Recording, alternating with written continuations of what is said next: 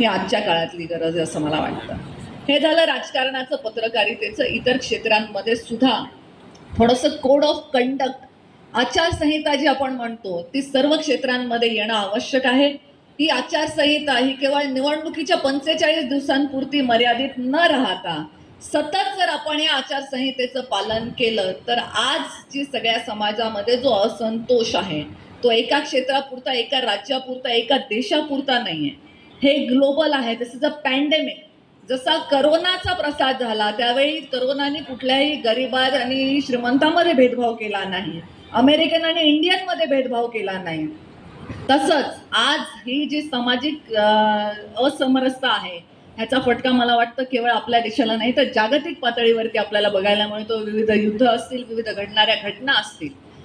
आणि विषय राहिला महिलांच्या सहभागाविषयी, तर महिलांच्या सहभागासाठी आपण सर्वांनी एकत्रित येऊन त्याच्यामध्ये सहभागी होणं गरजेचं आहे. महिला एकट्या महिलांचा पुरस्कार करू शकत नाही. जोपर्यंत पुरुषांची साथ नसेल तोपर्यंत महिलांचं प्रतिनिधित्व वाढणं हे शक्य होणार नाही.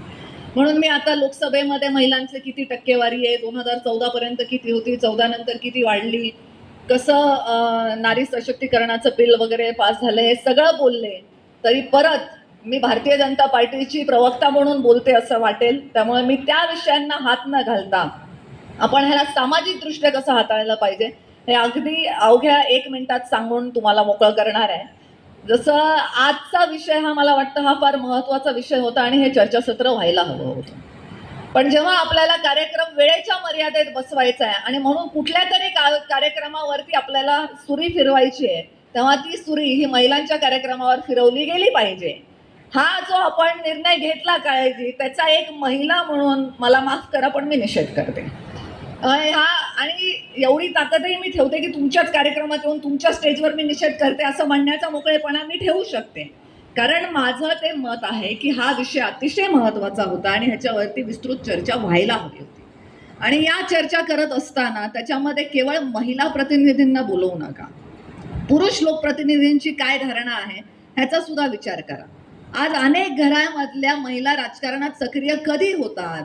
जेव्हा महिलाला आरक्षण पडलेलं असतं आणि तिथे तिच्या नवऱ्याला उभं राहता येत नाही किंवा मुलाला उभं राहता येत नाही, सरपंचाला महिलेचं आरक्षण पडले म्हणून आईला किंवा बायकोला उभं करता.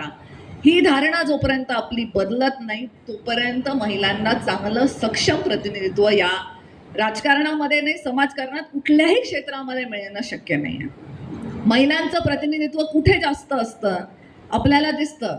चांगले चॅट शो घेताना अनेक पुरुष पत्रकार आपल्याला बघायला मिळतात. महिला किती पत्रकार आहेत ज्या फार चांगल्या आहेत. मी मराठी पत्रकारितेमध्ये म्हणते, हिंदीमध्ये बऱ्यापैकी आहे. पण त्यावेळी आपण एखाद्या ह्याला प्राईम टाईम जेव्हा तुम्ही न्यूज चॅनलचा देता तेव्हा तो प्राईम टाईम किती चॅनल्सवरती महिला ह्यांना आहे प्रतिनिधींना ह्याचा पण आपण विचार करण्याची गरज आहे. काय आहे ना, एक म्हण आहे, सगळ्यांना वाटतं समाजात प्रबोधन झालं पाहिजे, क्रांतिकारी जन्मले पाहिजेत. ते म्हणतात ना, सन्माननीय छत्रपती शिवाजी महाराज जन्मले पाहिजेत, त्यांनी प्रबोधन केलं पाहिजे, पण ते शेजारच्या घरी जन्मले पाहिजेत. कारण आम्हाला त्याचे जे त्रास आहेत तो नको आहे. आम्हाला त्यांच्या त्यागानंतर, बलिदानानंतर मिळणारे फायदे हवे आहेत. पण ते करत असताना होणारा त्रास सहन करण्याची जर आपली शक्ती नसेल तर बदल हे फक्त स्टेजच्या भाषणापुरतेच मर्यादित राहतील. एक आणखी उदाहरण देते. माझ्या ओळखीचे एक इसम आहेत. परवा गोकुळाष्टमीच्या निमित्ताने लहान मुलगी आहे त्यांची, तिने शाळेमध्ये ते फॅन्सी ड्रेससाठी गेली तर तिची मैत्रीण राधा झाली आहे आणि ही मुलगी कृष्ण झाली आहे. तर मला खूप कौतुक वाटलं की छान आहे. तर त्यांनी मला असं सांगितलं की नाही नाही, मागच्या वर्षी ती राधा झाली होती, यावर्षी तिने असं सांगितलं की तिला कृष्णच व्हायचं आहे. आणि मला आनंद वाटला की तिच्या आईवडिलांनी तिला कृष्ण होण्याची परवानगी दिली. पण त्या क्षणी माझ्या मनामध्ये असा विचार आला की मुलीला कृष्ण होऊ देण्याचा मोठेपणा मनाचा आपण दाखवतो. मला मुलगा आहे आज 10 वर्षाचा. माझा मुलगा जर मला असं म्हणाला की मम्मा मी शाळेमध्ये राधा होतो, तर मी त्याला होऊ देईल का? मी त्याला होऊ देणार नाही. कारण माझी, तुमच्या सगळ्यांसगट माझी सुद्धा स्वतःची अशी धारणा आहे, मुलींना लिबर्टी देण्यामध्ये आपला पुढारलेपणा आलेला आहे, पण मुलांना मुलींच्या बरोबरीने इक्वॅलिटी देण्यामध्ये आपला पुढारलेपणा अजून आलेला नाहीये.